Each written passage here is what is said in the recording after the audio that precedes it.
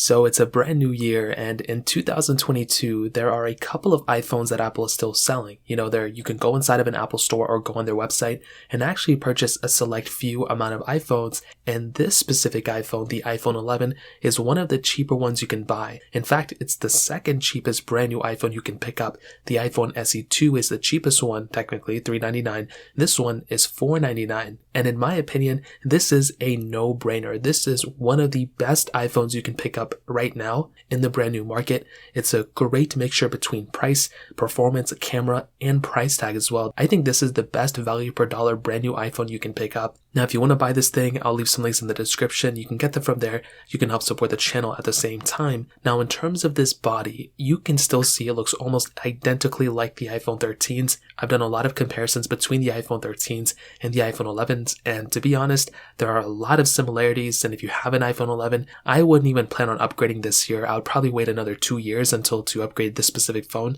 unless you have all the money in the world. The panel of this thing is one of the more differentiating factors from the newer models and this one. And in my opinion, the iPhone 11 6.1 inch panel is still extremely good. Yes, it's not an OLED panel, and yes, the resolution isn't super high, but it's still a very good looking panel, and I don't really have too many things to complain about it. iOS is very smooth, and this panel is still having True Tone. It still has the notch, it still has Face ID, and there's not a lot of bezel on it either. I think it's a pretty good looking panel for sure. Now, you have that lightning port at the bottom, which is great, and on the back you have that standard glass back, no frosted glass back or anything, but still perfectly fine. I don't really have too many complaints about it. You have IP certification, wireless charging, great build quality, and overall this is still a very good looking phone, but it's also still a very premium feeling phone as well. Now, we do have the camera setup on this thing. As always with any phone, it has a dual camera setup on the back, so it's a 12 megapixel wide angle lens, then a 12 megapixel ultra wide sensor, and you also have a 12 megapixel front facing camera. Now, you can do 4K 60 on the front and the back, and this was the first lineup of iPhones to actually bring 4K 60 for both the front and the back for an iPhone. And this is a really cool thing. I'm actually super in love with this because it future proofs these devices. If you look at an iPhone XR, that device, no 4K 60 on the front, so it's kind of weird. This one, you have it on both of the front, which is great, but you also have that ultra wide sensor, which is really nice. This is my favorite lens. I prefer ultra wide sensor even more than telephoto lenses, so the fact that this thing even has the ultra wide sensor, I'm really happy about. Now, the photos and videos this thing takes are still very good. I did an iPhone 13 versus iPhone 11 comparison, and this camera is still top tier. If you're somebody like me and you typically only use your phone if you're making Snapchats or TikToks or Instagram stories and stuff, then this is still going to be a perfect phone for you. I don't really see too many complaints from people, who are using an iPhone 11 for those types of things. But even if you step it up and you're trying to film YouTube videos and stuff, there were a lot of videos I filmed on my iPhone 11 and iPhone 11 Pro throughout the years that I've been using it, and it's still a very good capable lens. If you're definitely trying to get the best camera, the iPhone 13s are the better way to go, but the iPhone 11 is still a very solid camera, and I would still say whether you're in the lower end, if you're just using it for Snapchats and stuff, or you're trying to make full videos with this thing, you are getting a pretty decent lens from this thing for sure. So a thumbs up for me in that standpoint. Now, moving on to one of the more interesting aspects about this phone, which is the software. This device is currently on iOS 15. I've been covering iOS updates on this phone for the last year or so, and to be honest, it's kind of a rocky start with iOS 15. I do think it's going to get better, but the best thing about the iPhone 11 is that iOS 15 is not its last update. This phone is going to be supported for many more years to come. So yes, as of right now, maybe it won't be super great on iOS 15, but maybe iOS 16 is going to stabilize, and maybe iOS 17. This thing has so many more years of software and ahead of it, so I wouldn't kind of freak out about the software too much. Just know that if you buy this phone today or by the end of this year, you are going to be in good hands with software. It's going to be lasting for a very long amount of time, and there's really not too much to complain about in that standpoint. However, if you're trying to, like I mentioned before, trying to jailbreak your phone or mod your phone or anything like that, sometimes having an older phone on an older version of software may end up doing you a little bit of service there. But if you're not even worried about that, then this phone has a long line ahead of it, and I wouldn't even worry about updates or longevity or anything like that on this specific iPhone yet. Now, moving on to another big important aspect of the iPhone lineup, especially the iPhone 11s,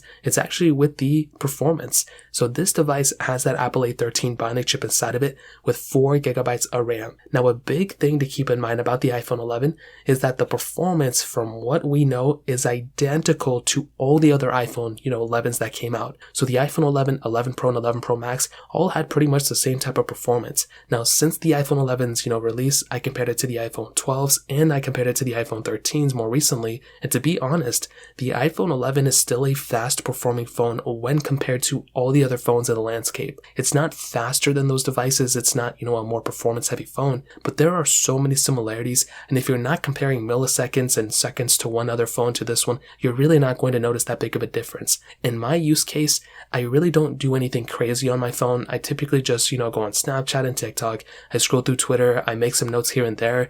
I sometimes multitask, if I'm going from one app to the other. And an iPhone 11 is more than enough for what I do on my phone. My heavier intensive apps I typically use on my MacBook. So that's kind of to give you a breakdown of how I use my phone. But the iPhone 11 can easily dominate everything that I do on my device. A big thing to keep in mind is that everyone's use is different. If your iPhone is your, main device and you're trying to use it for everything, you are in conference calls all the time and you're doing work and you're replying to emails and you're doing, video editing and photo editing and all this other stuff, then your use case may change. But even then, I would say this device can easily handle pretty much everything you're going to throw at it. To give you some perspective, on my second channel, I talked a lot about different ways to fix certain things and how to edit videos and this and that on my second channel on how to fix certain things, like I mentioned. And the iPhone 11 was one of those phones that I used for a long period of time. I used that as basically the showcase of how to do this, how to do that. And the iPhone 11, I always picked it up and it was a completely stable device and I never really had any issues with performance. So for as long as I was using it,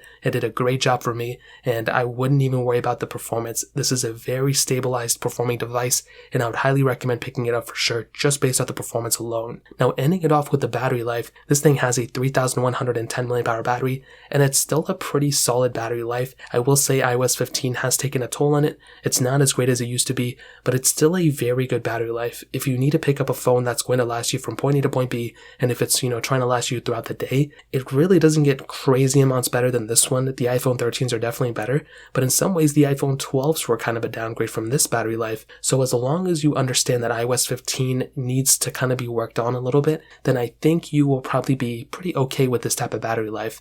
My iPhone 11 also pretty much lasts me as long as I need it to be. When I was reviewing it and comparing it, I could probably go like 2 or 3 days on standby with using it every once in a while, but sometimes longer. It could last me for like a week on standby and I would pick it up and it would have gone from 100% maybe down to like 50 something percent, but that's still a really good standby time on this type of battery. So in terms of that, thumbs up there. And to be honest, the iPhone 11 in 2022 is still a very solid device. There's so much capability behind it. The build quality is amazing. The cameras are really good. The performance is still top tier. This phone is also lasting for a long period of time. It's not ending support anytime soon. My only concerns about this phone really are probably, like the lack of an AMOLED display, which can hurt some people. For me, it doesn't really matter, but it is something to note. It doesn't have a ProMotion display either, but those two things are really the only things I can freak out about. Everything else, this phone is still a very solid camera.